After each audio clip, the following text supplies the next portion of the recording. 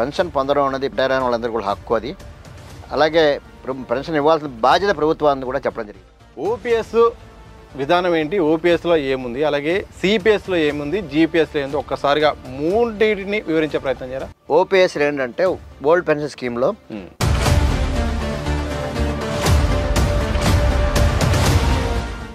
ఇక్కడ ఇంకో విషయం కూడా చెప్పాలి. మీరు రాజకీయ నాయకులు ఒక టర్మ్ చేస్తే 3 టర్ములు చేస్తే 3 పెన్షన్లు వస్తున్నాయి. రిటైర్ అయిన తర్వాత ఎట్లా బతుకుతారు? ప్రజల భాగ్యం కదా ఇదే. ప్రజలు మరి వాళ్ళ ఓట్లు కావాల్సి వస్తుంది. ప్రజల రిటైర్ అయిన తర్వాత సర్వీస్లో కనుక వీళ్ళు కూడా ఓటర్లే కదండి. 10,000 ఓట్లు ప్రతి కాన్స్టిట్యుయెన్సీలో డిఫరెన్స్ రావడం వలన ఏ ప్రభుత్వమైనా 40-50 సీట్లు గ్యారంటీకి పోగొట్టుకుంటారు. సో మీరు అంటే ఒక ఎన్నికలను కూడా ప్రభావితం చేసే పరిస్థితి ఉన్నది, ఖచ్చితంగా ఉంటుంది. సో మీకున్న లెక్క ప్రకారం దేశవ్యాప్తంగా ఎంతమంది పెన్షనర్స్ ఉన్నారు సార్? మొత్తం లెక్క ప్రకారం సుమారుగా నాకు తెలిసిన పెన్షనర్ల జోలికి రాకుండా పెన్షనర్లకు న్యాయం చేయండి, పెన్షనర్లకు భద్రత కల్పించండి అని ప్రభుత్వాలను, కేంద్ర రాష్ట్ర ప్రభుత్వాలు మనస్ఫూర్తిగా కోరుతున్నామండి. నమస్తే. ప్రభుత్వ ఉద్యోగం అంటేనే ఒక భద్రత, భరోసా. ప్రభుత్వ ఉద్యోగికి స్థిరత్వం ఉంటుంది, సకాలంలో ఉద్యోగం వస్తుంది, అలాగే రిటైర్ అయిన తర్వాత సకాలంలో పెన్షన్ వస్తుంది. ఆ పెన్షన్ ద్వారా కూడా జీవితాంతం కూడా ఒక స్థిరమైన జీవితాన్ని గడపవచ్చు అనేది కూడా సమాజంలో కూడా ఉంది. ఇదే సందర్భంలో ఈ మధ్యకాలంలో మాత్రం రిటైర్డ్ ఎంప్లాయీస్ మాత్రం చాలా ఆవేదన చెందుతున్నారు. మాకు పెన్షన్ విధానం అనేది సరిగ్గా లేదు, పాత పెన్షన్ విధానమే మాకు కావాలి, ప్రస్తుతం మాకు ఇప్పుడు అమలు అవుతున్న ఈ పెన్షన్ విధానం అయితే మాత్రం సరిగ్గా లేదు, ఇది మాకు భరోసా లేదు, ఆర్థికంగా కూడా ఇబ్బందులు వస్తున్నాయని కూడా దేశవ్యాప్తంగా ఈ సిపిఎస్ పైన పెద్ద ఎత్తున చర్చ జరుగుతుంది. ఓపీఎస్ అనేది అమలు కావాలని కూడా డిమాండ్ అయితే వస్తుంది. ఇదే సందర్భంలో జరుగుతున్న పరిణామాలపై మనతో పాటు ఈ అంశాలపై కూడా మాట్లాడడానికి సిద్ధంగా ఉన్నారు టీఎంబీ బుచ్చిరాజు గారు. వారు ఈ యొక్క ఆల్ ఇండియా ఏదైతే పెన్షనర్స్ ఫెడరేషన్ ఉందో వారు ప్రత్యేకమైన ఆహ్వానితులు. ఈ మధ్యకాలంలో పెద్ద ఎత్తున ఈ అంశంపై కూడా ఆర్టికల్ రాస్తున్నారు. అవకాశం ఎక్కడొచ్చినా కానీ ఈ యొక్క ఉద్యోగుల తరపున ఎవరైతే రిటైర్డ్ అయిన పెన్షనర్స్ తరపున మాత్రం పోరాటం చేస్తున్నారు. వారితో మాట్లాడే ప్రయత్నం చేద్దాం. ప్రస్తుతం మనతో ఉన్నారు సార్. నమస్కారం సార్. నమస్కారం సార్. సార్, ఎందుకు పెన్షనియర్స్ పట్ల ఈ మధ్యకాలంలో పెద్ద ఎత్తున చర్చ జరుగుతుంది? పెన్షన్ ఎందుకు ఇవ్వాల్సిన అవసరం ప్రభుత్వాలపై ఉన్నదంటే ఏం చెప్తారు ఫస్ట్? సార్, ముఖ్యంగా ప్రేక్షకులందరూ కూడా నమస్కారం అండి. మీకు కూడా నమస్కారం అండి. అసలు పెన్షన్ ఎందుకు ఇవ్వాలనే ఇష్యూ మాట్లాడితే, ప్రభుత్వంలో 40 ఏళ్ళు సర్వీస్ చేసిన తర్వాత 40 ఏళ్ళ తర్వాత వాడు ఇంకా రిటైర్ అయిన తర్వాత ఏ రకమైన వృత్తి చేసుకోలేడు, ఆర్థిక భారం ఉండదు. కాబట్టి 1982లో ఆ రోజు డిఎస్ నకారి గారి కోర్టులో కేసు, సుప్రీం కోర్టులో కేసు వేయడం వలన జస్టిస్ వైవి చంద్రచౌడ్ అండ్ ఆ రోజు చీఫ్ జస్టిస్ ఆఫ్ ఇండియా వారి ధర్మాసనం తీర్పు ఇచ్చింది. పెన్షన్ పొందడం అనేది పెన్షనర్ రిటైర్ అయిన వాళ్ళందరూ కూడా హక్కు అది. అలాగే పెన్షన్ ఇవ్వాల్సిన బాధ్యత ప్రభుత్వాన్ని కూడా చెప్పడం జరిగింది. కాన్స్టిట్యూషన్ ప్రకారం కూడా మాకు పెన్షన్ 309 దాని ప్రకారం ఆర్టికల్ 309 ప్రకారం కూడా మా అందరికి పెన్షన్ ఇవ్వాలి. ఈ విధానం అంతా 1982 స్టార్ట్ అయిందండి. స్టార్ట్ అయిన తర్వాత బాగానే ఉందండి. ఆ సిస్టమ్ ప్రకారం అందరూ ఏంటంటే పెన్షనర్స్లో ఆ రోజు ఓపీఎస్ ఉన్నారు. ఆ రోజు పెన్షన్ అనే పదమే ఉండేది. పెన్షన్ తర్వాత ఓపీఎస్ 2004లో సిపిఎస్ రావడం వల్ల ఓపీఎస్ అయింది. అది పేరు మార్చారు కానీ పెన్షన్ విధానం ఉండేది. దాని ప్రకారం ఏంటంటే రిటైర్ అయిన తర్వాత ఉద్యోగికి మూల వేతనం ఎంత ఉంటుందో ఆ మూల వేతనం మీద 50% తీసుకుని 50% మీద డిఏ మన ఉద్యోగులకు ఎట్లా ఇస్తారో అదేవిధంగా డిఏ క్యాలిక్యులేట్ చేసి పెన్షన్ ఇవ్వడం జరుగుతుంది. ఇది ఓపీఎస్ సిస్టమ్. ఈ 2031 ఆగస్టు 2004 దాకా జరిగిందండి. 1/9/2004 నుంచి ఈ సిపిఎస్ కంట్రిబ్యూటరీ పెన్షన్ సిస్టమ్ పెట్టారు. ఎందుకు పెట్టారంటే ప్రభుత్వం ఒక ఆదిభారం తగ్గించుకోవడం కోసం ఉద్యోగులను కంట్రిబ్యూషన్ చేసి మన పెన్షన్ ఇవ్వాలని ఒక దుర్మార్గమైన ఆలోచన ఆ రోజుల్లో చేశారండి. అంటే ఉద్యోగులు 10% వల్ల ప్రభుత్వం 10% ఇచ్చి ఈ డబ్బుల్ని మార్కెట్ మ్యూచువల్ ఫండ్లో బట్టి అందులో వచ్చే వడ్డీని బట్టి వీళ్ళు పెన్షన్ ఇస్తా ఉన్నాయి. అంటే వీళ్ళు 30-40 ఏళ్ళు సర్వీస్ చేసిన తర్వాత కూడా వీళ్ళకి ప్రభుత్వం వాళ్ళకి పెన్షన్ వస్తుందో లేదో అని గ్యారంటీ లేని వ్యవస్థది సిపిఎస్ అనేది. అలానే వాళ్ళ దగ్గర కంట్రిబ్యూషన్ చేసిన డబ్బులకి లెక్క ఉందా అంటే ఎవ్రీ ఇయర్ వాళ్ళకి ఏమైనా లెక్కలు చూపిస్తున్నారంటే అది లేదు. ఎందుకుంటే సార్ లెక్కలు లెక్కలు అంటే ఇప్పుడు గవర్నమెంట్ షేర్ 2 షేర్ కల్పించి వాళ్ళకి ఎవ్రీ ఇయర్ కాగితం ఇవ్వాలి. ప్లస్ రిటైర్ అయిన తర్వాత వాడికి ఇవ్వాల్సిన డబ్బుల మీద అన్ని లెక్కలు చెప్పాలి. కట్ అయిన డబ్బులు ఎక్కడికి పోతున్నాయని కూడా తెలియని పరిస్థితి ఈరోజు అంత ఘోరంగా ఉంది. ప్రభుత్వాలు కట్ చేస్తున్నారు. ఆ కట్ చేస్తున్న సంగతి తెలియట్లా. అదే సుమారుగా ఆంధ్రప్రదేశ్లో కానీ ఇక్కడ నాకు తెలిసినంత వరకు 2 రాష్ట్రాలు కూడా సుమారు 6-7 వేల దాకా బాకీ వాళ్ళకి ఇవ్వాల్సింది. అంటే కట్ చేసిన లెక్కలు కూడా లెక్కలు తెలియట్లేదు. అయినా అసలు గ్యారంటీ లేని రిటైర్ అయిన తర్వాత గ్యారంటీ లేని బతుకు అయిపోతుంది. కాబట్టి ఈ వ్యవస్థని వాళ్ళు వద్దు, మాకు మా ముందు వాళ్ళకి ఏది ఉందో మాకు కూడా అదే విధానం అని సిపిఎస్ వాళ్ళు పోరాడుతున్నారు. ఈ పోరాడుతున్న సందర్భంలో గవర్నమెంట్ ఇంకా జీపీఎస్ అని కొత్త విధానం పెట్టింది. అవును సార్, జీపీఎస్ అంటే ఏంటి సార్? జీపీఎస్ ద్వారా ఏం చెప్పదలుచుకుంది ప్రభుత్వం? అంటే సిపిఎస్ అంటే యూనిఫైడ్ పెన్షన్ సర్వీస్ అని పెట్టారండి. అది దాని ద్వారా ఏంటంటే గవర్నమెంట్ ఏంటంటే పెన్షన్ గ్యారంటీ 50% ఇస్తాం, కంట్రిబ్యూషన్ మీరు కంట్రిబ్యూట్ చేయాలి. అది పెన్షన్ 50% ఇస్తాము, 50% ఆ రోజు బేసిక్ వేతనం లాస్ట్ 10 months యావరేజ్ చేసుకుని అది అట్లా ఇస్తా ఉన్నారు పెన్షన్. అది ఇంప్లిమెంట్ అవ్వాలి. ఎందుకంటే సిపిఎస్ అది ఇంప్లిమెంట్ ఎవరికి చేయాలి? ఓన్లీ ఇప్పుడున్న సిపిఎస్ వాళ్ళకి ఇంప్లిమెంట్ చేయాలి. సిపిఎస్ వాళ్ళు ఏమన్నా మాకు అసలు ఏం వద్దు, మాకు ఓల్డ్ ఓపీఎస్ సిస్టమే కావాలంటున్నారు. ఇది ఒక ఎత్తు నడుస్తుందండి.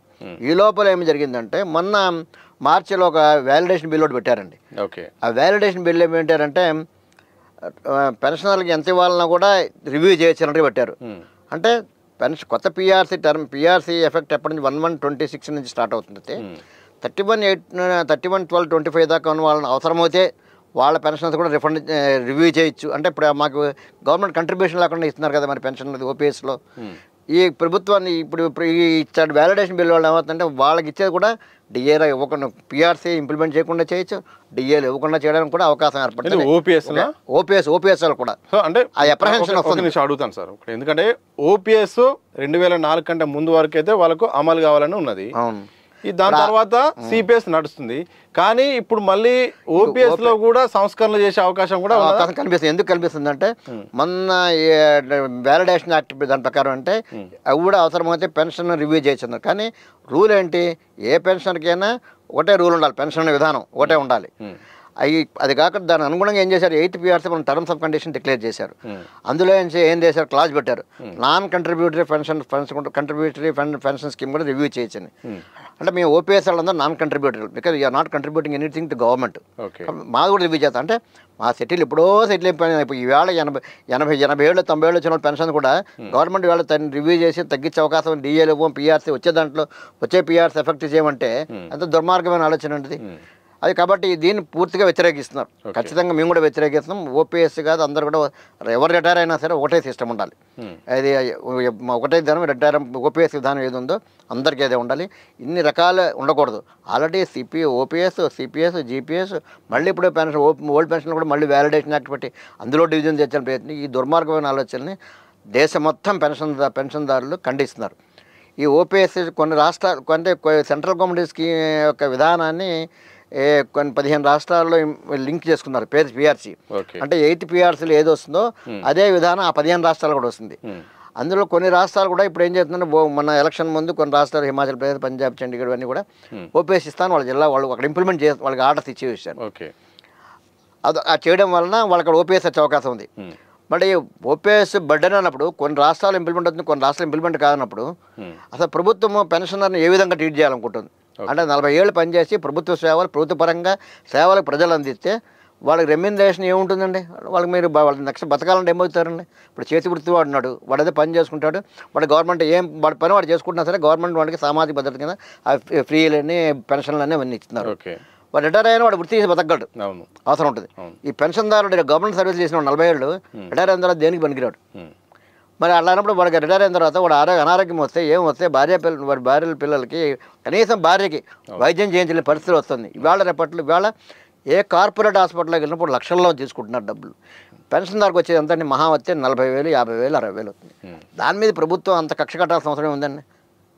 డబ్బులు ఇవ్వడానికి, పెన్షన్ ఇవ్వడానికి ఇబ్బంది ఏముందండి?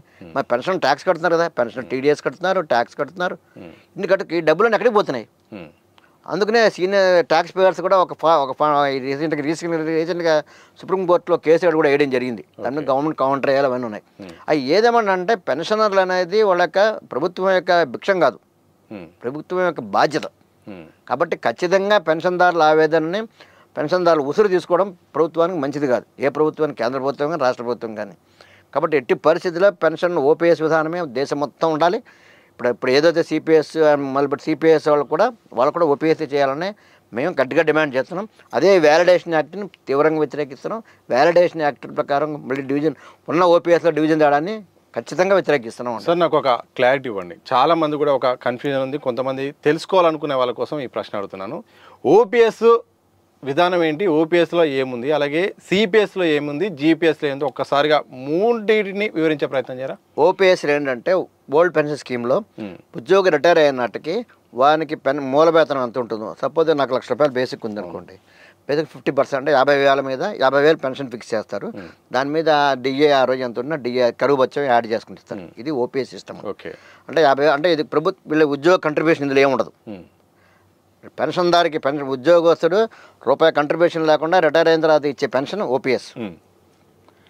నెక్స్ట్ సిపిఎస్ 2004 నుంచి సిపిఎస్. సిపిఎస్లో ఏంటి, వాడికి వచ్చే జీతం నుంచి ఉద్యోగంగా ఉండగానే వాడికి వచ్చే జీతంలో 10% కట్ చేయాలి, ప్రభుత్వం 10% ఇచ్చింది. తర్వాత మ్యూచువల్ ఫండ్ వచ్చి దాని ప్రకారం ఇంట్రెస్ట్ వచ్చి వాటిని బట్టి పెన్షన్ దాన్ని బట్టి పెన్షన్ ఇస్తూ ఉంటున్నారు. ఇది పూర్తి అన్యాయం. భరోసా లేని భరోసా లేని పెన్షన్ అది సిపిఎస్ అనేది. అందుకని వాళ్ళందరూ వ్యతిరేకిస్తున్నారు. వాళ్ళు సుమారు 10 లక్షల దాకా ఉన్నారు నాకు తెలిసి ఈ రోజు దేశం మొత్తం. అలాగే ఇప్పుడు ఈ జీపీఎస్ అనేది, జీపీఎస్లో ఏమన్నా మనకి ఎంప్లాయీ కంట్రిబ్యూషన్ 10% ఉంటుంది. ప్రభుత్వం కూడా వాళ్ళు ఏమవుతారంటే పెన్షన్ 50% పెన్షన్ ఇస్తూ ఉంటారు. అందులో ఏంటంటే రాష్ట్ర రిటైర్మెంట్ కొన్ని కండిషన్లు పెట్టారు, సర్వీస్ని బట్టి ఇస్తామని కండిషన్ పెట్టారు. ఆ విధానం ఇంకా ఇంప్లిమెంట్ అవ్వట్లేదు. ఎందుకంటే అది ఎవరికి ఇంప్లిమెంట్ అవుతుందండి, ఇంప్లిమెంట్ చేస్తే సిపిఎస్ వాళ్ళకి ఇంప్లిమెంట్ చేయాలి. సిపిఎస్ వాళ్ళు ఆ విధానాన్ని వద్దంటే మాకు ఓపీఎస్ఏ కావాలంటున్నారు. ఈ విధానం నడుస్తుందండి. కాబట్టి అది ఒకటండి, ఇదే నడుస్తుంది. ఇప్పుడు పెన్షన్లు 2 రకాలు వచ్చాయండి, ఓపీఎస్, సిపిఎస్, జీపీఎస్ అని. నెక్స్ట్ ఇప్పుడు ప్రభుత్వం చేయబోయేది ఏంటంటే గవర్నమెంట్ ఆఫ్ ఇండియా వాళ్ళు ఇప్పుడు వ్యాలిడేషన్ యాక్ట్ పెట్టారు. దీనివల్ల ఏమవుతుందంటే ఓపీఎస్ వాళ్ళు కూడా అవసరమైతే వాళ్ళకి ప్రభుత్వం కంట్రిబ్యూషన్ లేకుండా పెన్షన్ తీసుకున్నారు కాబట్టి వాళ్ళని కూడా రివ్యూ చేసే అవకాశాన్ని ప్రభుత్వం వాళ్ళ చేతిలో తీసుకుంటుంది. ఈ చట్టరీత్యా కుదరదు. ఎందుకంటే సుప్రీంకోర్టు తీర్పు ప్రకారం మన రాజ్యాంగ ఆర్టికల్ 309 ప్రకారం పెన్షన్ ప్రభుత్వము చట్టరీత్యా చేసినప్పుడు, పెన్షన్ పొందడం పెన్షన్దారులకు హక్కు అయినప్పుడు, ప్రభుత్వం యొక్క బాధ్యత అయినప్పుడు దీన్ని ఎట్లా డిఫరెన్స్ మళ్ళీ ఎట్లా క్లాసిఫికేషన్ చేస్తారు అంటే పెన్షన్దారుల్లో ముక్కలు చేసి పెన్షన్దారులకు ప్రభుత్వం చివరికి ఏంటంటే ఎవరికి పెన్షన్ లేకుండా చేయాలని ఆలోచన చేస్తున్నారు. అది నిజంగా స్కీమ్ ఉందా సార్? అట్లా ఎప్పటికీ ఒక భవిష్యత్తులో అసలు పెన్షన్ గ్యారంటీ ఉంది సార్. ప్రక్రియ స్టార్ట్ అయిందా సార్? ఇప్పుడు అంతే కదా, ఓపీఎస్ఎల్ డివిజన్ అంటే ఓపీఎస్ఎల్ మళ్ళీ వ్యాలిడేషన్ ప్రకారం యాక్ట్ ప్రకారం వీళ్ళు కూడా రివ్యూ చేస్తూ ఉంటే settled matter how can they unsettled settle అయిపోయింది కదా మాది. వీళ్ళ దాంట్లో కూడా మళ్ళీ అన్సెటిల్ చేస్తూ ఉంటే అట్ట కూర్చొని తప్పు కదా. అంటే గ్యారంటీ ఉంది ఇంకా రేపొద్దున మొత్తం వీళ్ళకి కూడా మీరు కూడా పెన్షన్లో కంట్రిబ్యూషన్ ఇస్తే కానీ రేపొద్దున పెన్షన్ ఇవ్వమంటే పరిస్థితి ఏంటి? నువ్వు వచ్చి 50,000 మళ్ళీ 50 ఇచ్చే పెన్షన్లో కూడా మళ్ళీ కంట్రిబ్యూషన్ ఇస్తే కానీ ఇవ్వమంటే 50,000 మీరు 10% కట్టాలని అంటే ఓపీఎస్ కూడా ఇవ్వాలంటే అంత దుర్మార్గం ఉండదు. 20,000 10,000 వచ్చారు, 10,000 అట్టండి 20,000 వచ్చేవాళ్ళు పెన్షన్ ఉంటాడండి, 20,000 వచ్చేవాడు 20,000లో నువ్వు 10% కావాలంటే ఎంత దుర్మార్గం అండి. ఇవాళ రేపటి రేట్లు ఎట్లా పెరుగుతున్నాయండి, కాస్ట్ ఆఫ్ లివింగ్ ఎంత ఉంది, రేట్లు ఇంట్రెస్ట్ ఇక్కడ చాలా. ఇప్పుడు అదొకటే కాదండి, గవర్నమెంట్ పెన్షనర్ రావాల్సిన కమిటేషన్ కానీ గ్రాట్యుటీ కానీ ఇవన్నీ పక్కనట్టండి. వాడు దాచుకున్న జీపీఎఫ్ డబ్బులు కూడా ప్రభుత్వాలు ఇవ్వట్లేదు ఈరోజు, స్కీములు మళ్ళీ నుంచి ఇవ్వట్లేదు. అంత దుర్మార్గం అండి. ప్రభుత్వం ఇవ్వకపోతే దాచుకున్న డబ్బులు ఉంటుంది వాడు డైవర్ట్ చేయడం ఎంత అన్యాయం ఉంటుంది. వాళ్ళు రిటైర్ అయిన తర్వాత ప్రతి ఉద్యోగం ఏం చేస్తే వాళ్ళ పెళ్ళిళ్ళు చేయాలనో లేకపోతే ఇల్లు కట్టుకోవాలనో ఈ పెన్షన్ గ్రాట్యుటీ కమిటేషన్ అన్నీ కావాలనుకుంటాడు. అవి రిటైర్ అయిన తర్వాత 2-3 ఏళ్ళ దాకా ఇవ్వకపోతే వాడు మానసికంగా పెన్షన్ అంతా కుంగిపోతాడండి. ఒక ఉద్యోగం ఏదైనా పెద్ద కరోనా లాంటి డిసీజుల్లో ఒక్కొక్కళ్ళు 20 లక్షలు 15 లక్షలు ఖర్చు పెట్టుకున్నారు, బతికారో తెలియదు కొంతమంది. మరి ఇంత వాళ్ళు బడి కేవలం పెన్షన్ ఇచ్చేది, పెన్షన్ తినేది ఏమి ఉండదండి. మెడిసిన్ ఖర్చులే ఎక్కువ ఉంటాయి, వాస్తవ పరిస్థితి. కనీసం 50% మందులకే ఉంటుంది, 50% అతి తినడానికి ఉంటుంది. అక్కడ ఏం పెద్ద విలాసంగా బతికేంత పరిస్థితి ఉండదు. ప్రభుత్వానికి బడ్డను సార్, పెన్షన్దారులు అనేవాళ్ళు ప్రభుత్వం బడ్డన్గా ఆర్థికపరంగా చూస్తే కుదరదండి. సామాజిక పరంగా ఆలోచించాలి, మానవతా దృక్పథంతో ఆలోచించాలి. వాళ్ళ జీవనం ఎట్లా రిటైర్ అయిన తర్వాత ఎట్లా బతుకుతారు, ప్రజల భాగ్యం కదా. ఇదే ప్రజలు మరి వాళ్ళ ఓట్లు కావాల్సి వస్తుంది. ప్రజలు రిటైర్ అయిన తర్వాత సర్వీస్లో కనుక వీళ్ళు కూడా ఓటర్లే కదండి. 1 నేషన్ 1 పీపుల్ అన్నప్పుడు 1 నేషన్ 1 పెన్షనే ఉండాలి కదా. ఏమైనా డిఫరెన్స్ ఆఫ్ పెన్షన్స్ ఎందుకు అవసరమే ఉంది. కాబట్టి ప్రభుత్వానికి ముఖ్యంగా ఏంటంటే కేంద్ర ప్రభుత్వం వారు ఈ వ్యాలిడేషన్ యాక్ట్ని ఏదైతే నాన్ కంట్రిబ్యూషన్ ఫండ్ రివ్యూ చేస్తాం టర్మ్ కండిషన్ పెట్టారు, అది తీసేయాలి ఫస్ట్. అది ఎందుకంటే 7th PRCలో లేదు, 8th PRC ఎందుకు పెట్టాల్సి వచ్చిందండి అంటే దుర్మార్గపు ఆలోచన. అందుకని దీన్ని పూర్తిగా వ్యతిరేకిస్తున్నాం. పెన్షన్దారులందరూ వ్యతిరేకిస్తారు. అవసరమైతే దీనికి ఆల్రెడీ సుప్రీంకోర్టులో ఒక భాగం కూడా యాక్ట్ మీద కేసు కూడా వేయడం జరిగింది. అది కూడా వాదనలో ఉంది. అదేమవుతుందో తెలియదండి. బట్ ఏది ఏమైనా సరే ఆనాడు ఆ రోజు కూడా ఎంప్లాయీస్ నాయకులు తప్పు చేశారు, నేను కూడా భావిస్తున్నా. సరే, ఈ ప్రశ్న అడుగుతాను. అంతా బాగానే ఉంది, మీరు పెద్ద ఎత్తున ఉద్యమం చేస్తున్నారు, ఓపీఎస్ కావాలని పెద్ద చర్చ వస్తుంది, దేశవ్యాప్తంగా ఈ అంశం నడుస్తుంది. 2004లో అప్పుడు మరి ఈ యొక్క సిపిఎస్ తీసుకొచ్చినప్పుడు ఈ లక్షలాది మంది ఉద్యోగులు మరి ఎందుకు వ్యతిరేకించలేదు? ఎందుకు వ్యతిరేకించాలంటే ఆనాడు అదే ఆ రోజు ఏమైందంటే సిపిఎస్ మనకు వలన ఎఫెక్ట్ యాడ్వర్స్ ఎఫెక్ట్ మనకేం పడదులే అని ఓపీఎస్ వాళ్ళు నిర్లక్ష్యం చేశారు. కానీ ఈవేళ సిపిఎస్లో పని 20 ఏళ్ళు ఇవాళ 2004 అంటే 21 సంవత్సరాలు చేసిన తర్వాత బట్ ఎప్పుడు రిటైర్ అయితే నా బతికి ఎట్లా అని క్వశ్చన్ మార్క్ వచ్చి గత 7-8 ఏళ్ళ మట్టి 10 ఏళ్ళ మట్టి వాళ్ళు ఆందోళన చేయబట్టి సిపిఎస్ వాళ్ళు ఆందోళన చేస్తున్నారు. ఈ సిపిఎస్ ఆందోళనకి ఇప్పుడు అన్ని ప్రభుత్వాలలో మద్దతు పక్కడానికి పిలిచి వచ్చింది. ఎందుకంటే వాళ్ళు ప్రతి దాంట్లో 2 లక్షల మంది ఆంధ్రప్రదేశ్లో 2 లక్షలు ఉన్నారు, ఇక్కడ ఒక 2 లక్షలు ఉంటారు, 4 లక్షలు. వీళ్ళు మేజర్ రోల్ ప్లే చేస్తారు. ఎందుకు ప్లే చేస్తారంటే సుమన్ ఎగ్జాంపుల్ చెప్తా. ఎంప్లాయీస్ పెన్షనర్స్ ఒక రాష్ట్రంలో సపోజ్ ఇంకా తెలంగాణలో కానీ 8 లక్షలు అనుకోండి, తెలంగాణలో 8 లక్షలు అనుకోండి, ఆంధ్రప్రదేశ్లో 12 లక్షలు అనుకోండి. 12 లక్షలు ఉంటే ఆంధ్రప్రదేశ్లో ఎగ్జాంపుల్ తీసుకుంటే 12 లక్షలు వాళ్ళ ఫ్యామిలీ మెంబర్స్ 4 కలుపుకోండి 45 లక్షలు. 45 లక్షలు ప్లస్ డివైడెడ్ బై ఎన్ని కాన్స్టిట్యూన్సీ అయితే సుమారు 10,000 ఓట్లు. 10,000 ఓట్లు ప్రతి కాన్స్టిట్యూన్సీలో డిఫరెన్స్ రావడం వలన ఏ ప్రభుత్వమైనా 40-50 సీట్లు గ్యారంటీకి పోగొట్టుకుంటాం. సో మీరు అంటే ఒక ఎన్నికలను కూడా ప్రభావితం చేసే పరిస్థితి ఉన్నది, ఖచ్చితంగా ఉంటుంది. దానివల్లనే మన ఆంధ్రప్రదేశ్ ప్రభుత్వంలో కూడా మా ఎంప్లాయీస్ డైరెక్ట్గా ఇన్వాల్వ్, ఆ ప్రభుత్వాన్ని డైరెక్ట్గా వద్దనుకుని ఇందులోకి వచ్చామండి. ఎందుకంటే దుర్మార్గమైన పని ఏంటంటే ప్రభుత్వం ఇవ్వకపోగా డిఏలు మాకు రావాల్సిన వాళ్ళు దాచుకున్న డబ్బులు కూడా ఆ ప్రభుత్వం ఇవ్వలేదు. దుర్మార్గం అండి ఎవరు చేసినది. అమ్మ పెట్టదు అడుగుతుంది, అసలు నువ్వు ఇవ్వకపోగా నా దగ్గర డబ్బులు తీసుకోవడం మేము అన్యాయం కదని తీసుకుని ఏమి ఇచ్చారు మీరు? వేరే స్కీములు వాడేసారు. అది అన్యాయం అండి. నా కష్టాన్ని పెట్టడానికి నా పర్మిషన్ లేకుండా పెట్టడానికి మీకు రైటే ఉందండి. అందుకనే ఖచ్చితంగా పెన్షన్ ప్రభుత్వం చివరికి చెప్పేదంటే పెన్షన్ అనేది ఖచ్చితంగా ఉద్యోగ యొక్క హక్కు. సుప్రీంకోర్టు రాజ్యాంగ ప్రకారం వాళ్ళకి పొందాల్సిన హక్కు ఉంది. ఈ సామాజిక బాధ్యతగా ప్రభుత్వం సామాజిక బాధ్యత ప్రభుత్వం యొక్క సామాజిక బాధ్యత. కాబట్టి సామాజిక బాధ్యత ప్రకారం కూడా ఉద్యోగులకు దృష్టిలో పెట్టుకుని పెన్షన్ అనేది ఇవ్వాలి. ఈ పెన్షన్ ఇచ్చేటప్పుడు కూడా ఇన్ని రకాల విధానం కూడా ఒకటే పెన్షన్ విధానం ఉండాలి, అది ఓపీఎస్ఏ ఉండాలి. ఈవెన్ సిపిఎస్ వాళ్ళు కూడా ఎవరైతే పొందుతారో వాళ్ళందరూ కూడా ఓపీఎస్ ఇవ్వాలని నేను డిమాండ్ చేస్తున్నాను. సో మీకున్న లెక్క ప్రకారం దేశవ్యాప్తంగా ఎంతమంది పెన్షనర్స్ ఉన్నారు సార్? మొత్తం లెక్క ప్రకారం సుమారుగా నాకు తెలిసిన 1 కోటి మంది దాకా ఉంటారండి. 1 కోటి మంది ఉంటారు. ఆ ప్రభుత్వం ఇలాగా ప్రభుత్వం వచ్చినప్పుడల్లా వాళ్ళకి ఫ్రీ ప్రోగ్రామ్ని ఇచ్చుకుంటూ పోతే మరి రేపొద్దున ఇప్పుడు ఏదైనా ఇప్పుడు ఇండస్ట్రీస్ బట్టి ఉద్యోగాలు ఇప్పించి అట్లా డెవలప్ చేయాలి కదండి. సంక్షేమ పథకాలు ఇవ్వద్దంటారా? సంక్షేమ పథకం ఇవ్వద్దనట్ల, సంక్షేమ పథకాలు ఇవ్వండి, అది కూడా బాధ్యత, ప్రభుత్వం యొక్క బాధ్యత. ఇది వెల్ఫేర్ స్కీమ్ బాధ్యత. వెల్ఫేర్ బ్యాలెన్సింగ్ చేయమంటున్నాం. ఇటు వీళ్ళకి నష్టం లేకుండా వాళ్ళకి నష్టం లేకుండా సంక్షేమం అభివృద్ధి రెండు కూడా బ్యాలెన్స్ చేసుకెళ్తే పెట్టుబడి పెట్టినప్పుడు ఒక ఇండస్ట్రీ పెట్టినప్పుడు స్టార్టింగ్లో ఇబ్బంది ఉన్నా వాడికి ఎదిగిన తర్వాత 10 మంది ఉద్యోగం స్టార్టింగ్లో ఇచ్చినప్పుడు తర్వాత 100 మంది ఉద్యోగాలు ఇవ్వడు. దానివల్ల 100 మంది ఉపయోగపడతారు. అంటే ఎప్పుడైనా సరే సార్ గుర్రాన్ని అక్కడ తీసుకెళ్ళి తాగించడం, వాడు పని నేర్చుకునే విధానం నేర్పించాలి. పని వాడికి ఏంటి ఈ విధంగా 10 రూపాయలు ఫైనాన్స్ హెల్ప్ చేయండి, ఒక ఇండస్ట్రీ పెట్టుకుంటా అంటే హెల్ప్ చేయండి. అది ఇంకోటి ఏదైనా వాడు ఏదైనా చిన్న స్మాల్ స్కేల్ ఇండస్ట్రీ పెట్టుకుని హెల్ప్ చేస్తే వాడు అందులో ఈతాడు, వాడు బతుకు దగ్గర నేర్చుకుంటాడు. అంతేగాని ఒక వర్గాన్ని మార్చి ఇంకో వర్గానికి ఇస్తా ఉండేది అది అసలు అసమానత్వం అది. కాబట్టి అది కరెక్ట్గా ప్రభుత్వాన్ని కోరేది ఏంటంటే నేను గట్టిగా చెప్తున్నాను ఇప్పుడు కూడా మేము 60 మాకు 66 అడుగుతుంది. పెన్షనర్ బతికేవాడు 4 ఏళ్ళు అవుతాడు, 10 ఏళ్ళు అవుతాడు, 5 ఏళ్ళు, నో గ్యారంటీ. మ్యాక్సిమం 15 ఏళ్ళు అవుతాడు. ఆ 15 ఏళ్ళలో ఆ 40 ఏళ్ళు సర్వీస్ చేసిన రికగ్నైజ్ చేయకుండా ఈ 15 ఏళ్ళలో వీడు పొందే పెన్షన్ మీద మీరు దృష్టి పెట్టి వాళ్ళని హింసించాలని ఆలోచించడం అనేది చాలా దుర్మార్గం. కాబట్టి పెన్షనర్ల మీద ఎట్టి పరిస్థితుల్లో మీరు సిపిఎస్ అనే విధానాన్ని తీసి మొత్తం ఎత్తేయాలి. ఖచ్చితంగా కూడా వాళ్ళు కూడా ఓపీఎస్ ఇవ్వాలని నేను నా పర్సనల్ ఒపీనియన్. ఇప్పుడు సంఘపరంగా కూడా అందరి అభిప్రాయాలు అదే. ఇప్పుడు దాని గురించి పోవడం ఎందుకంటే వాళ్ళు ప్రొటెక్ట్ చేసుకుంటే వీళ్ళు సర్వే అవుతారు. వాళ్ళు కూడా ప్రొటెక్ట్ చేసుకోవాల్సిన అవసరం ఉంది. ఆ రోజు ఎందుకు చేయాలో తెలియదు. కానీ ఇప్పుడైతే అన్ని పెన్షన్ సంఘాలు కేంద్ర స్థాయిలో కానీ ఇంట్లో కూడా వాళ్ళకు కూడా సిపిఎస్ని కూడా ఓపీఎస్ ఇవ్వాలని కూడా మేము సపోర్ట్ చేస్తున్నాం. కానీ ప్రభుత్వం వయామీడియాగా లేదు, వాళ్ళైనా పీపీఎస్ వాళ్ళు వయామీడియాగా జీపీఎస్ దానిలో మార్పులు ఒప్పుకుంటే అది వాళ్ళ ఇష్టం. బట్ మా పరంగా అయితే ఒకవేళ ఒప్పుకుంటే మీకేం అభ్యంతరం అంటే నష్టపడేది వాళ్ళు కాబట్టి కాంప్రమైజ్ అవుతారు లేదు వాళ్ళ ఇష్టం ఉండదు. జీపీఎస్ విధానంలో జీపీఎస్ విధానం ఉంది. వాలిడేట్ చేయొద్దు. మా ఓపీఎస్ 80% వ్యాలిడేషన్ చేయకూడదు. ఎందుకంటే that all settled matter cannot be unsettled.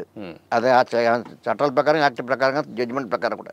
కాబట్టి మా డిమాండ్ ఏంటంటే ఎట్టి పరిస్థితుల్లో పెన్షన్ అనేది మీరు పెన్షన్దారులు రిటైర్ అయిన ఉద్యోగి అది హక్కు. అలాగే ప్రభుత్వ పరంగా సామాజిక బాధ్యత పెన్షన్ ఇవ్వడం అనేది కాబట్టి ఈ రెండింటి దృష్టిలో పెట్టుకుని ప్రభుత్వం ఆలోచించాలి తప్ప ఈ పెన్షన్ ఇవ్వడానికి కారణం మూలం ఏంటంటే సుప్రీంకోర్టు ఏం చెప్పింది సార్ సుప్రీంకోర్టు ప్రధానంగా కీలక వ్యాఖ్యలు అది చేసింది? కీలక వ్యాఖ్యలు ఏం చేసిందంటే పెన్షన్ పొందడం అనేది పెన్షన్దారు యొక్క హక్కు, అలాగే పెన్షన్ ఇవ్వడం అనేది సామాజిక ప్రభుత్వం యొక్క బాధ్యత అని కూడా చెప్పడం జరిగింది. వాళ్ళకేదో మనం మెహర్బానీ చేసింది కాదండి అది. ఎందుకంటే వాళ్ళ సర్వీస్ రికగ్నైజ్డ్గా వాళ్ళు నెక్స్ట్ బతకాలంటే జీవనాధారం లేదు కాబట్టి దానికోసం బాగా చర్చ జరిగింది. ఆ వ్యాఖ్యలు బాగా వైరల్ అయినాయి. పెద్ద కఠినమైన వ్యాఖ్యలు ఏమొచ్చినాయి ప్రధానంగా? అదే అండి పెన్షన్ ఇప్పుడు మీకు వినిపిస్తామంటే నేను వినిపిస్తానండి, ఒకసారి వినిపిస్తానండి క్లియర్గా చెప్పింది. 1942లో భారత supreme court DS Nakaria versus union of India కేసులో కీలక తీర్పిచ్చింది.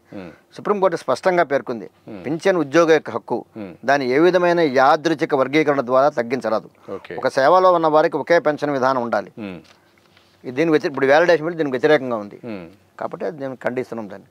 సార్, రాష్ట్ర ప్రభుత్వ పాత్ర ఏందండి? కేంద్ర ప్రభుత్వము ఇది మార్చాలి, చట్టం చేయాలి, పాత విధానం కావాలని చెప్తుంది. మరి రాష్ట్ర ప్రభుత్వాల యొక్క బాధ్యత ఏంటి? రాష్ట్ర ప్రభుత్వం యొక్క అధికారాలు ఏంటి? యాక్చువల్గా అయితే ఈ పెన్షన్ అనేది ఏ రాష్ట్ర ప్రభుత్వం ఆ రాష్ట్రం డిసైడ్ చేసుకోవచ్చు. దురదృష్టవశాత్తు ఏంటంటే 15 రాష్ట్రాల్లో కేంద్ర పిఆర్సీని లింక్ చేసుకున్నారు వాళ్ళు. అదే ఆంధ్రప్రదేశ్ తెలంగాణ వాళ్ళు ఇక్కడ వీళ్ళు లింక్ చేసుకోలే. ఈ రాష్ట్రాల్లో కేంద్ర ప్రభుత్వ పిఆర్సీ సంబంధం లేదు, వీళ్ళ పిఆర్సీ ప్రకారం వీళ్ళు ఇచ్చుకుంటారు కాబట్టి ఇక్కడ సంబంధం లేదు. కానీ 15 రాష్ట్రాలు ఇంప్లిమెంట్ అయినప్పుడు ఆర్థిక భారం తగ్గుతున్నప్పుడు ఏ రాష్ట్ర ప్రభుత్వం అయినా అదే విధానం మనం కూడా ఆలోచిద్దామని ఆలోచించేస్తారు. అందుకని ఏంటంటే అందుకనే మొదటి విధానాన్ని మనం వ్యతిరేకిస్తే ఆ రోజు 2004లో వ్యతిరేకించుకోవడం అంటే ఇలా ఎలా పరిస్థితి ఎలా వచ్చింది, పరిస్థితి వచ్చేది కదా. అలాగే ఇప్పుడు దాన్ని కూడా మొత్తం అసలు ఇప్పుడు ఏ రాష్ట్రంకి వచ్చినా అది అపోజ్ చేయాలి. ఇప్పుడు ఆల్రెడీ 5-6 రాష్ట్రాల్లో మళ్ళీ ఓపీఎస్ పెట్టారు, సిపిఎస్ నుంచి ఓపీఎస్ మార్చారు. అదే విధానంగా అన్ని చోట్ల ఉండాలి, ఆంధ్రప్రదేశ్లో రావాలి, తెలంగాణలో రావాలి, మొత్తం అన్ని స్టేట్ రావాలి. కంట్రీ వైడ్ ఒకటి పెన్షన్ విధానం ఒకటే ఉండాలి. అది తప్ప పెన్షన్లో వర్గీకరణ చేసి ఆ వ్యాలిడ్ ఆల్రెడీ సెటిల్డ్ పెన్షన్ ఓపీఎస్లు మళ్ళీ ఇంకో భాగాలు తేవడం అనేది దానికి అది ఏమాత్రం సమంజసం కాదు. ప్రభుత్వాలు దృష్టిలో పెట్టుకోవాల్సిందే. వాళ్ళ పెన్షన్దారులు ఆర్థిక పరంగా భారం అని ప్రభుత్వం భావించరాదు. అదే నా కంక్లూజన్. సో రాజకీయ నాయకులకు పెన్షన్ వర్తిస్తుంది, ఉద్యోగులకు వస్తుంది. రాజకీయ నాయకుల్లో ఒక రకమైన పెన్షన్, ఉద్యోగులకు వచ్చే వరకు ఒక రకం. అంటే రాజకీయ నాయకులు చెప్పే ఆదేశాలనే దాన్ని చట్టాలుగా మార్చే అధికారులకు ఈరోజు ఎందుకు ఈ పరిస్థితి వస్తుంది? ఇక్కడ ఇంకో విషయం కూడా చెప్పాలి. మీరు రాజకీయ నాయకులు ఒక టర్మ్ చేస్తే 3 టర్ములు చేస్తే 3 పెన్షన్లు వస్తున్నాయి. ఎమ్మెల్యే ఎంపీ అలా 3 చేశారు. దానికి ఏ ఎమ్మెల్యేకి ఏ పాలిటీషియన్కి అయినా సరే ఒకసారి ఎమ్మెల్యే ఒకసారి ఎమ్మెల్సీ ఎమ్మెల్యే కూడా 3 పెన్షన్లు వస్తాయి. 30 ఏళ్ళు 40 ఏళ్ళు గవర్నమెంట్ సర్వీస్ చేసిన వాడికేమో మరి పెన్షన్ ఇవ్వడానికి బాధ ఏంటి సార్? పెన్షన్ ఇవ్వడానికి ఇబ్బంది ఏంటి? రాజకీయ నాయకులు చేసి ఏదైతే ప్రభుత్వంలో భాగం మేము కూడా కదా, పెన్షన్ కూడా ప్రభుత్వంలో భాగం కదా. మీ అందరం ఎలక్ట్ చేసుకుంటూ వచ్చిన ప్రభుత్వాలు వచ్చిన తర్వాత వాళ్ళు చెప్పిన కార్యక్రమాలు వాళ్ళు నిర్దేశించిన చట్టాలు మేము ఇంప్లిమెంట్ చేస్తున్నాం కదా. మరి మీరు ప్రభుత్వం ఇచ్చిన కార్యక్రమాలు మేము ఇంప్లిమెంట్ చేసిన తర్వాత మాకు రిటైర్ అయిన తర్వాత మీరు ఎవరు ఆదుకోవాలి? ప్రభుత్వం ఆదుకోవాలి. అందుకనే పెన్షన్ విధానం బట్టి దాన్ని సుప్రీంకోర్టు అప్హోల్డ్ చేసింది. సుప్రీంకోర్టు అంత పెద్ద జడ్జిమెంట్ ఇచ్చిన తర్వాత 309 యాక్ట్ ప్రకారం ఇచ్చింది పెన్షన్ తీసుకునే అర్హులను ఇచ్చిన తర్వాత ఇవాళ వ్యాలిడేషన్ యాక్ట్ని పెట్టి కొత్తగా పెట్టి బోర్డు ఓపీఎస్లో కూడా ఇబ్బంది చేస్తాను క్రియేట్ చేసే పరిస్థితి చేస్తే ఇది చాలా దుర్మార్గమైన ఆలోచన. నేను పూర్తి ఖండిస్తాను ఎట్టి పరిస్థితుల్లో. అందుకని మేము కోరేదంటే, నా వ్యక్తిగతంగా నేను కోరేదంటే అసలు పెన్షన్లో ఈ విధానం ఉండకూడదు. సిపిఎస్ జీపీఎస్లకి పని కన్నా only 1 system, 1 pension 1 system. Sir, ఒక రకమైన ఈ డిమాండ్లు వచ్చినప్పుడు కొంతమంది ఆరోపణలు అయితే కనిపించాయి. రిటైర్డ్ అయిపోయినారు, ఆర్థికంగా భరోసాగా ఉంటుంది, మళ్ళీ ఇప్పటికే ఉద్యోగంలోనే చాలా సంపాదించి ఉంటారు, మళ్ళీ వీళ్ళకి పెన్షన్ ఎందుకని కొంతమంది విమర్శలు చేసే వాళ్ళకు ఏం సమాధానం చెప్తారు? సార్, అసలు ఉద్యోగం ఆర్థిక పరంగా సంపాదిస్తున్నారు అనేది మీరు ఒకటి ఆలోచించాలి. సంపాదించే వాళ్ళకి పనిష్మెంట్ ఉండదని చట్టంలోనే ఉంది. అక్రమంగా సంపాదించిన చట్టం ఏం తప్పు చేస్తుంది తగ్గించాలి. 100%లో 100 మంది పెన్షన్ ఉంటే 100 మంది ఉద్యోగులు 100 మంది అవినీతి పరులు ఉంటారు కదండి. మా అంటే 5% అంతా 2% ఉంటారు అనుకోండి. వాళ్ళ మీద తప్పు చేసిన వాళ్ళకి శిక్షించడానికి చట్టాలు ఉన్నాయి కదండి. చట్టాలు చట్ట ప్రకారం యాక్షన్ తీసుకోండి. అంతేగాని 2%, 3% తప్పు చేసిన వాళ్ళని చూసి 97% ప్రజలు అదే విధంగా ఉంటారు మీరు క్యాలిక్యులేట్ చేయడం చాలా తప్పది. ఇప్పుడు మీరు ప్రభుత్వాలు రావడానికి మెజారిటీ ఆలోచిస్తున్నారు. ఇక్కడ కూడా మెజారిటీ ఆలోచించారు. మెజారిటీలో కూడా 90%, 95% న్యాయంగా ఉంటారు, 5% ఉంటే ఉండొచ్చండి. మరి ఇక్కడేమో మీ ఎలక్షన్లో ఏమో మీకు 51% వస్తే మీరేమో మెజారిటీ ఆలోచిస్తారు. ఇక్కడికి వచ్చరికి మేము ఎంప్లాయీస్ అవినీతి పడలేదు, 2%, 3% అవినీతి పరులు అయితే 97% మంది అవినీతి న్యాయపరులు ఉన్నప్పుడు వాళ్ళు కూడా అవినీతి పరులను ఎట్లా కేటాయిస్తారు, ఎట్లా చెప్తారండి. కాబట్టి ప్రభుత్వం అవన్నీ కాదండి, అవినీతి కాదు. పెన్షన్ అనేది సామాజిక ప్రభుత్వం యొక్క బాధ్యత. ప్రభుత్వం వాళ్ళు రిటైర్ అందరూ వాళ్ళు కూడా బతకాలి కాబట్టి సొసైటీలో వాళ్ళు కూడా పార్ట్ కాబట్టి వాళ్ళు కూడా బతకాలి కదండి. వాడు చనిపోయేదాకా వాడు ఎట్ట అవుతాడు, వాడేమో రిటైర్ 60 ఏళ్ళు వచ్చిన తర్వాత వాడు ఏ వృత్తి చేయలేని పరిస్థితిలో ఉంటాడు. కుల వృత్తి కానీ ఏం వృత్తి చేయలేని పరిస్థితి. అక్కడ ప్రభుత్వం భరోసా అయిపోతే ఈ దేశంలో పుట్టిన ప్రజలకు భరోసా లేకపోతే కొన్ని దేశాల్లో అయితే పెన్షన్ వారంటీగా ఉంది. జర్మనీ లాంటి ప్రజలు అయితే పెన్షన్ కంపల్సరీ మ్యాండేటరీ. అక్కడ పెన్షన్ ప్రతి వృద్ధుడికి పెన్షన్ గ్యారెంటీ. మార్పు చేర్పులే ఉండవు, ఏమంటారు పెన్షన్ ప్రతి వృద్ధుడికి కూడా పెన్షన్ ఉంటుంది జర్మనీలో అయితే. అలాంటి మన ఇక్కడ ఉన్నది మన దగ్గర ఉన్నదాన్ని మార్పు చాలు తీసేయకుండానే అవసరమైతే సిపిఎస్ 1% 1 నేషన్ 1% అన్నప్పుడు 1 నేషన్ 1 పెన్షన్ విధానంలో కానీ ఈ సిపిఎస్ జిపిఎస్ తీసేసి అంతా ఓపీఎస్ఏ పెట్టండి. అలాగే వ్యాలిడేషన్ యాక్ట్ దయచేసి విత్డ్రా చేసుకోవాలని ప్రభుత్వాన్ని మేము కోరుతున్నాం. సార్, మరి ప్రభుత్వం ఒకవేళ వెనక్కి తగ్గకపోతే మీరు డిమాండ్లు చేస్తున్నారు, పోరాటం చేస్తున్నారు, సభలు సమావేశాలు చేస్తున్నారు, మరి ఈ విషయంలో కేంద్ర ప్రభుత్వం రాష్ట్ర ప్రభుత్వాలు కానీ అలాగే కొనసాగిస్తామని చెప్తే మీరు ఎలాంటి యాక్షన్ ప్లాన్ భవిష్యత్తులో చేయబోతున్నారు? సార్, ఇప్పుడు ప్రతిదానికి ఒక రెమెడీస్ ఉంటాయి సార్. ఒకటి ఏంటంటే ప్రభుత్వానికి ఆల్రెడీ మేము జూన్ 23వ తారీఖు రిప్రజెంటేషన్ ఇచ్చాం. ప్రధానమంత్రి గారికి ఈ రద్దు చేసుకోవాలి, యాక్ట్ విత్డ్రా చేసుకొని రిప్రజెంట్ చేయడం జరిగింది. తర్వాత దేశం మొత్తం మీద మెంటల్గా ప్రిపేర్ చేసాం. పెన్షనర్లు ఎంత మానసిక వేదన పొందుతున్నారని కూడా అది ప్రభుత్వం దృష్టిలో తీసుకోవడం జరిగింది. హై లెవెల్లో ఢిల్లీ పెద్ద అన్ని సంఘాలు కూడా కమిటీలుగా ఏర్పడి అలా పెద్ద స్థాయి కమిటీలు కూడా వాళ్ళ ప్రభుత్వంలో కూడా ఎంపీల ద్వారా రిప్రజెంట్ చేయడం జరిగింది. ఈ పిఆర్సీలో టర్మ్ పెట్టకూడదు, ఆయన పెట్టారు వాళ్ళు. ఇక్కడ న్యాయం జరిగినప్పుడు కోర్టులు ఉంటాయి కదా, న్యాచురల్ కోర్టులు ఉంటాయి కదండి, కోర్టు జడ్జిమెంట్ ద్వారా వచ్చిందే కదండి. మళ్ళీ అక్కడ అవసరమైతే ప్రభుత్వాన్ని సాధ్యం వరకు ప్రభుత్వాన్ని కన్విన్స్ చేసి దీన్ని వ్యాలిడేషన్ ఎఫెక్ట్కి పడకుండా అందరికీ సమాన పెన్షన్ అందరికీ ఒక విధమైన పెన్షన్ వచ్చేట్టుగా మా ప్రయత్నం మేము చేస్తాం. ప్రభుత్వం సహకరిస్తారని మన నమ్మకం. ఎందుకంటే ఉద్యోగస్తులు వాళ్ళ దగ్గర పనిచేసిన ఉద్యోగస్తులనే వాళ్ళు పోగొట్టుకోవడానికి ఏ ప్రభుత్వం ఆలోచించదు. కాబట్టి ప్రభుత్వం కూడా వాళ్ళ కన్సిడరేషన్లో వాళ్ళ సర్వీసెస్ని కన్సిడరేషన్ తీసుకుంటుంది అనుకుంటున్నా. పాజిటివ్గానే ఆలోచిస్తున్నాం. ఇన్ కేసు వినకపోతే ఏంటంటే ఆటోమేటిక్ కోర్టులో ఇప్పుడు ఎవరికైనా అన్యాయం చేస్తే కోర్టులు పోయినంటే అప్పుడు మేము కోర్టు పోతాం. అప్పుడు కోర్టులు ఏం డిసైడ్ చేస్తాయో చట్టాలు చేస్తాయో ఇప్పుడు ఏం చెప్పలేం కదండి. సాధ్యంత వరకు మేము ప్రభుత్వాన్ని కన్విన్స్ చేసే విధానమే చేస్తాం. ఎట్టి పరిస్థితులు కన్విన్స్ అవుతుంది మన నమ్మకం. ఈ వ్యాలిడేషన్ యాక్ట్ మటుకు ఎట్టి పరిస్థితుల్లో విత్డ్రా చేసుకోవాలని మా డిమాండ్ అయితే ప్రయర్ డిమాండ్ ఉంటుంది. ఎందుకంటే అది డిమాండ్ చేయకపోతే కష్టం, ఇబ్బంది అవుతుంది. కాబట్టి అలాగే సిపిఎస్ రద్దు చేయాలని ఉండదు చెప్తున్నారు. ఒక మాట మీరు మాట్లాడారు, చాలామంది ఆవేదన ఉంది, చాలామంది మానసిక సమస్యలు ఉన్నాయి, చాలామంది పెన్షనర్స్ ఇబ్బంది పడుతుంది. నిజంగా మీరు ఒక సంఘ నాయకుడిగా ఎంతమంది వాళ్ళ పరిస్థితులను బట్టి ఒకసారి అనలైజ్ చేసుకుంటే పెన్షనర్స్ యొక్క ఆర్థిక పరిస్థితి, మానసిక పరిస్థితి కానీ కుటుంబ పరిస్థితులను ఒకసారి ఎట్లా చూసారు అసలు? ఎగ్జాంపుల్ చెప్తానండి. ఒక రిటైర్డ్ ప్రిన్సిపాల్ గారు, వాళ్ళ 3 పిల్లలు ఉంటాయి. కరోనా వస్తే 3 పిల్లలు రాలే. ఒకళ్ళు లండన్లో ఉన్నారు, ఒకళ్ళు బాంబేలో ఉన్నారు, హైదరాబాద్లో 3 చూడలేదు. చిన్న పేర్లు వదిలేండి. లేకపోతే 3 రోజులు పెట్టి 3 రోజులకి ఒక ప్రైవేట్ హాస్పిటల్లో రోజుకి ₹1,00,000 తీసుకున్నారు. ఆ ప్రిన్సిపాల్ గారు నాకు డబ్బులు లేక చేతులు వచ్చేస్తే మా అసోసియేషన్ ఇక్కడ హైదరాబాద్ సంప్రదిస్తే మేము అప్పుడు ఏం చేసాం, అప్పటికి మేము గాంధీ హాస్పిటల్లో మేము కొన్ని కరోనా పీరియడ్లో అక్కడ మేము మొబైల్ ఈసీజీ మిషన్ ఫ్రీగా ఇచ్చాము. అక్కడ డాక్టర్లు నర్సు అందరూ కూడా ఫెలిసిటేషన్ చేసాం. అప్పుడు అక్కడ లైజన్ ఆఫీసర్ గారు, కోవిడ్ లైజన్ ఆఫీసర్ గారు ఉంటే ఆయన్ని రిక్వెస్ట్ చేస్తే ఆవిడ ఇక్కడ హాస్పిటల్లో 3 లక్షల డబ్బులు పెట్టలేమంటే ఆవిడ ఇక్కడ షిఫ్ట్ చేయించామండి. వాళ్ళు షిఫ్ట్ చేయడం కూడా, రిలీవ్ చేయడం కూడా, డిశ్చార్జ్ చేయడం కూడా చాలా ఇబ్బంది క్రియేట్ చేశారు. అయితే పోలీస్ ఫోర్స్ మొత్తం ఇబ్బందిని బయటపడిచ్చి ఇక్కడ చేర్చిన తర్వాత గాంధీ హాస్పిటల్లో 5 days తర్వాత రికవర్ అయ్యి ఫ్రీగా మళ్ళీ బతికింది. చనిపోవాల్సిన బతికెళ్ళింది. సుమారుగా పెన్షనర్కి ఒక ఏజ్ వచ్చిన అందరికీ అదే పరిస్థితి ఉంటుంది. ఒక కేసులో ఎప్పుడంటే ఒక తెల్లవారుజామున 5 ఒక ఆవిడ ఫోన్ చేసింది, మా హస్బెండ్కి హార్ట్ ప్రాబ్లం వచ్చిందండి, ఏ హాస్పిటల్కి వెళ్ళమంటారు. పలానా అప్పుడు వెంటనే వాళ్ళు తెలుసు కాబట్టి స్టార్ హాస్పిటల్ వెళ్ళమని చెప్పాను. వెళ్ళినా సర్వే అయినాడండి. ఈ ఆసరా మేము సంఘపరంగా మేము ఇచ్చేది ఏంటంటే మేము సంఘపరంగా మేము వాళ్ళకి ఇచ్చే భరోసా ఏంటంటే మా నోటీసులకు వస్తే మా సాధ్యంత వరకు హెల్ప్ మేము చేస్తాం. హాస్పిటల్లో టైఅప్ చేయడం కానీ చేస్తాం. ఇప్పుడు మేము మా సంఘంకి 8 హాస్పిటల్ ద్వారా డిస్కౌంట్ కూడా మేము తీసుకున్నాం. ఇలా పెద్ద ల్యాబ్స్లో వాటిలో కూడా 20% డిస్కౌంట్ తీసుకుంటున్నాం. అంటే మా సంఘపరంగా పెన్షనర్స్ వరకు, ఓన్లీ పెన్షనర్స్ వరకు ఇట్లా మేము చేస్తాం. బట్ ఏం చేసినా మేము ఎంత చేసినా అది ఎంత మేము చేసే అంత 10% 20% ఉంటుందండి. 80% ప్రభుత్వం కాపాడుకోవాలి. ఎందుకంటే వాళ్ళు అచేతనంగా పడున్నప్పుడు రక్షించాల్సిన బాధ్యత ప్రభుత్వం మీదే ఉంటుంది. కాబట్టి ప్రభుత్వం ప్రభుత్వాన్ని మేము కోరేదంటే మానవతా దృక్పథంతో మీరు ఆలోచించండి. పెన్షనర్ల జోలికి రాకుండా పెన్షనర్లకు న్యాయం చేయండి, పెన్షనర్లకు భద్రత కల్పించండి. అని ప్రభుత్వాలను, కేంద్ర రాష్ట్ర ప్రభుత్వాలు మనస్ఫూర్తిగా కోరుతున్నామండి. ధన్యవాదాలు. ఇది మొత్తంగా పెన్షనర్ల యొక్క ఆవేదన అయితే కనిపిస్తుంది. ఎందుకంటే ఒక భద్రత కోసము, ప్రభుత్వ ఉద్యోగి అంటే ఒక భద్రత, భరోసా. అలాంటి ప్రభుత్వ ఉద్యోగి ఉద్యోగం చేసిన తర్వాత, రిటైర్ అయిన తర్వాత రావాల్సిన పెన్షను సకాలంలో రావట్లేదు. దాన్ని వర్గీకరణ పేరుతో వివిధ రకాలుగా ఓపీఎస్ అని, సిపిఎస్ అని, జీపీఎస్ అని ఇలా మార్చుకుంటూ వన్ నేషన్ వన్ పెన్షన్ అనేది చేయకుండా మాత్రం వివిధ రకాల ప్రయత్నాలు చేస్తుంది. ఇది చాలా కుటుంబాలకు మాత్రం, చాలా మందికి అయితే మాత్రం ఆర్థికంగా, మానసికంగా ఎంతో ఇబ్బంది కనిపిస్తుంది. ఇప్పటికైనా కేంద్ర ప్రభుత్వం సిపిఎస్ అంటూ, జీపీఎస్ అంటూ కాకుండా పాత పెన్షన్ పద్ధతినే తీసుకురావాలి. ఓపీఎస్ను అమలు చేసి వన్ నేషన్ వన్ పెన్షన్ అనేది అమలు చేస్తే మాత్రం ప్రభుత్వాలకు కూడా ఈ యొక్క పెన్షనర్కు న్యాయం చేసినట్టు ఉంటుంది.